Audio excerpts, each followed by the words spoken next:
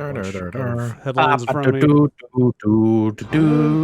Kind of a slow week in news, but here's your weekly roundup of next-gen console stuff.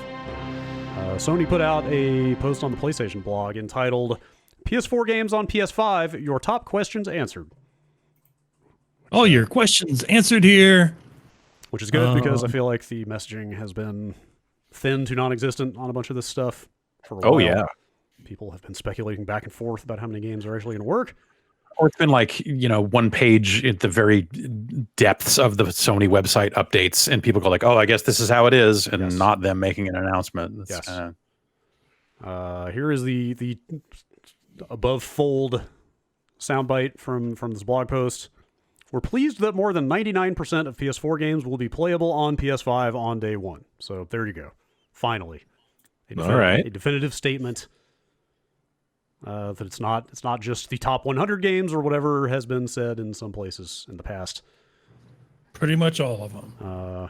Almost all of them. If you scroll all the way down to this blog post, they link off to a page on support.playstation.com, which where the real information is buried, such as the full list of PlayStation 4 games that will not work on a PlayStation 5. Here you go. You ready? Oh. Yep, ready. Is this even a game? DWVR? What is that? Dover. Driving while virtual reality. Sure. Afro Samurai 2 Revenge of Kuma Volume 1. One of the greatest games ever made. That game didn't run on a PS4. Jesus Christ. Just deal with it. Exclamation mark. What? You just deal with it. That's a video game, man. You deal with it. You can't play it on the PS5. Just deal with it as a PlayStation 5 incompatible video game. Shadow Complex Remastered. I didn't know that came out on the PS4. Yeah, I've got to have it. I guess I can never sell my PlayStation 4 now. That's right. How am I going to play the PS4 version of Shadow Complex Remastered? Yeah. Robinson the Journey? Sure. That vaguely sounds familiar as a thing that I got an email about at some point. That's that Crytek VR game with the flying robot. Okay. Which I never Sure. Okay. We Sing? No! Damn it. They killed the music. Yeah, No! Hitman Go. I told them, please not stop it. But yes. Hitman Go Definitive Edition. Oh. Which that's an actual bummer because that game's great. Shadwin and Joe's Diner. Go Shadwin. It's your birthday. So there you go. Joe's Diner. If you highly prize any of those games, don't sell your PlayStation 4. That's a very small list. That's a pretty small list. A lot of It's a pretty small list, but yes. So they also say here that although many games are playable, some functionalities that were available may not be available. That's some what I was PS4 games, may exhibit errors or unexpected behavior. Yes, so So they're saying 99% of games will boot, but they're not necessarily all going to work perfectly. Interesting. I mean, that could be as simple as like names don't show up right on the leaderboards or some tiny thing like that. Or it could be, I don't know, your DLC doesn't work. In fact, one of the bullet points on that list is, before purchasing add-ons to play with your PS4 games on PS5 consoles, please try to boot and play your PS4 games on your PS5 console to see if you are happy with the play experience. Wow. So that sounds a little wonky. It does, but it sounds like them covering their ass. I feel like the stuff they said around Game Boost when the PlayStation 4 Pro came out was also similarly kind of hand-wringy, like, hey, just check it out. Just check it out before you push these buttons. Yes. So that's probably what they're saying. They also say, I guess like now that I'm like, well, maybe not. I guess it says, please note playing PSVR games on a PS5 will require a PSVR headset, a PlayStation camera sold separately, and a PS camera adapter, no purchase required. Yes, the old model PlayStation VR does not work with the new camera for PS5. You have to keep the old PS4 camera around and use an adapter to use that headset. Right, and then and DualShock 4. You need a DualShock 4 and or PlayStation Move controllers with the PSVR. Also, you can't use the PS5 controller either. Well, that makes sense because the PS5 controller doesn't have the light out the front the way the PS4 does, right? Yes. So that's how they handle tracking. Yes. Right. So that's probably why that is the case. Right. I wonder if you could just bolt a fucking blue light to a DualSense. Maybe. Some games probably change the color of that thing at some point. Yeah. And what will happen with PT? We talked about this a little bit on Friday. After this list came out, I see people everywhere going, "Oh, that means PT works fine." But like, I guarantee, I can almost guarantee, I would almost put money on Sony not considering PT a game that needs to be evaluated against that list, because it's a revoked thing that like you might still have in your library, but that is I could very easily see them just omitting that from your library or making it PS4 only, and not letting you download it onto a PS5 out of your library. Because you could still, if you have it in your library, I think you could still download it, right? Is that the? I think they blocked that, but I think there are ways to like substitute your DNS on the PS4 and still get it, or something like that. But also, I think if you had it installed to an external hard drive on a PS4, do we know if they're going to allow that drive pull? Because I think Xbox is allowing you to just plug in your external. That is in here, that you can take an existing external drive from a PS4 and plug it right into a PS5. Okay, so if you had PT installed to that's a way to get PT onto a PS5. Yes. And we will see what happens. So, Brad, you're saying it will not run. That's your guess. No. I'm saying it could run. I'm just saying this list, it not being on this list, is not proof that it will run. Definitely, yes. I agree with. It may run just fine, but that I wouldn't take this as proof of that. Yes, because I bet it's like PT is an ungame as far as Sony is concerned. Yeah, there's no PT. You ask them about PT, they're like, what? Yes, part-time positions. Physical therapy. What are we doing? Need a back rub? Come on. Let's see. This kind of goes without saying, but they mentioned like, hey, if you have PS4 discs, you can't use them with the discless version of the PS5. Oh shit! But that does rule out any possibility that you could somehow use those discs elsewhere to authenticate and still play those games. Like, there's no option or accommodation there. Let's see. I'm looking forward until they sell an external drive. Probably not. Under the question, what is the PS4 game experience like on PS5? PS4 titles get even better on PS5. Select PS4 titles. It's sick, bro. Weird. I don't know. Kind of. Select PS4 titles will see increased loading speeds and will also leverage Game Boost, offering improved or more stable frame rates. Some titles with unlocked frame rates or dynamic resolution up to 4K may see higher fidelity. PS4 games will also take advantage of some of PS5's new UX features, but more to come on that later. What's your take on that? Is there something left? Is there something left that's, because that could be like sharing screenshots, that could be streaming, really basic stuff like that they just haven't gotten around to talking about. UX features? But, yeah. So there's, the one they've talked about is the whole, giving you a list of modes from the console interface, boot straight into multiplayer matchmaking or whatever. Like, you could see some games getting patched to support that stuff, maybe. Although that might sound like all to work. I have heard some scuttlebutt about one PS5 system level feature that's like kind of neat. It's not like some game changing, mind blowing revolution, but it's a neat little addition. I don't know if the games would work with this or not, and I'm not going to say what it is because I'm not authorized to do so. But I assume this select PS4 titles is referring to games that are actually getting updated. Like, that sounds like games that are getting patched, maybe? I don't know. Yeah, that's potentially, yeah. I think that's most of the information here on all this stuff. And then Sucker Punch came out and said that Ghost of Tsushima is one of those games that will be enhanced. That it will run at up to 60 frames per second on the PS5. Cool. Up to 60 was the language they used. Okay, I'll take it. And they said, while loading speeds on the PS4 are already great, just wait until you see them on the PS5. Just you wait and see. Ghost of Tsushima's load times are insane on the PS4 already. I don't know what they did with that game, but I think that's all it's weird. Like, the information is spread across this like FAQ kind of blog post, and then some of it is buried in the support page in a very small font.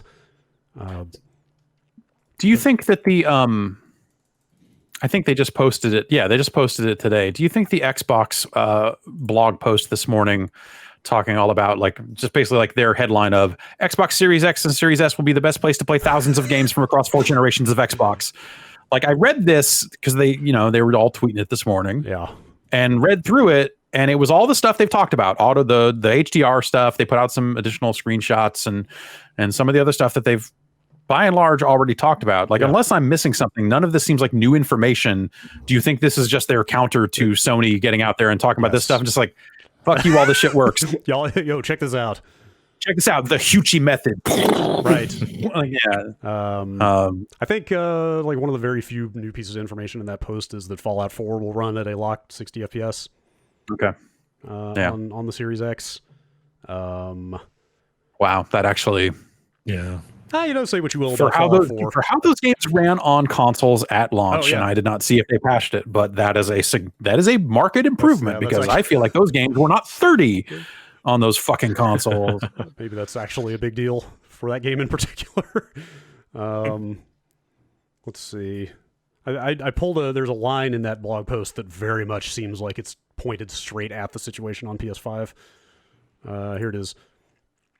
Backwards compatible games run natively on the Xbox Series X and S, running with the full power of the CPU, GPU, and SSD.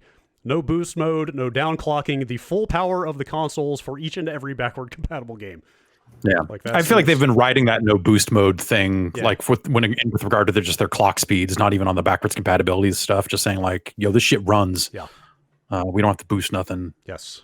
Like some people I know, whatever it is. That is kind of how that came off to me. I feel like it's like the most tame little slinging of shade that I think that they can do. It's just not like, okay, like, but also I think that the Xbox stuff looks really fascinating. Like all their I mean, it is, if that HDR stuff works out, I think that's just a fascinating thing. It's super cool, but it's also like ultimately that same thing of like, I think it's fantastic that they're doing it, and I'll probably never really use it in any real depth.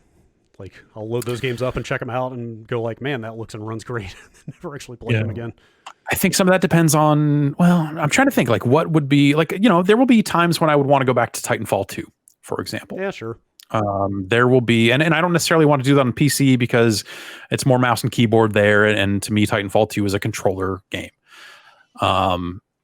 And Apex, like the Apex Legends, well, I mean, they'll do native Apex Legends. I mean, it's an ongoing game. I'm sure they'll do that if they haven't already said so. Like, of course they would do that. Right. Sure. They'd have to. What else? Like what other... If this year's Call of Duty is bad, I could see someone saying, well, it'd be nice to have the console version of Modern Warfare, the last gen Call of Duty running better. Sure. Actually, situations like that, maybe. Chat points out the example for me. I was playing Geometry Wars 1 on an Xbox One X as recently as a couple weeks ago.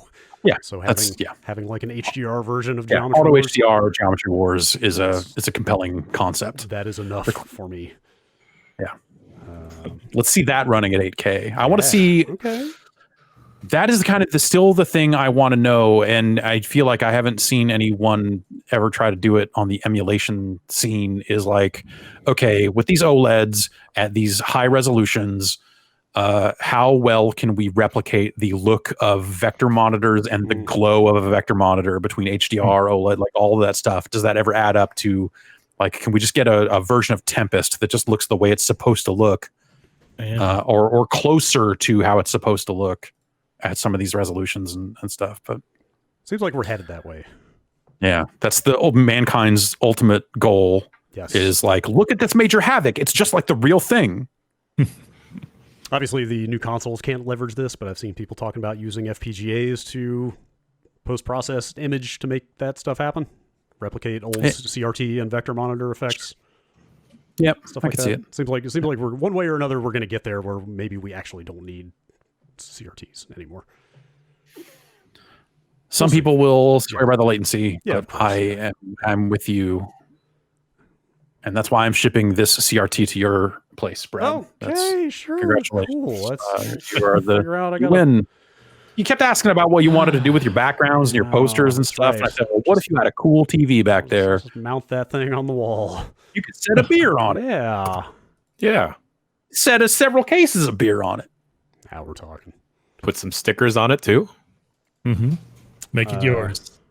One more quick update on the this massive console transition that's taking place. I don't want to brag or anything, but last week at this time, I was trophy level, like, I don't know, 19 or 20 on the PS4. Whoa. How much yet? Now I'm trophy level, like, 300.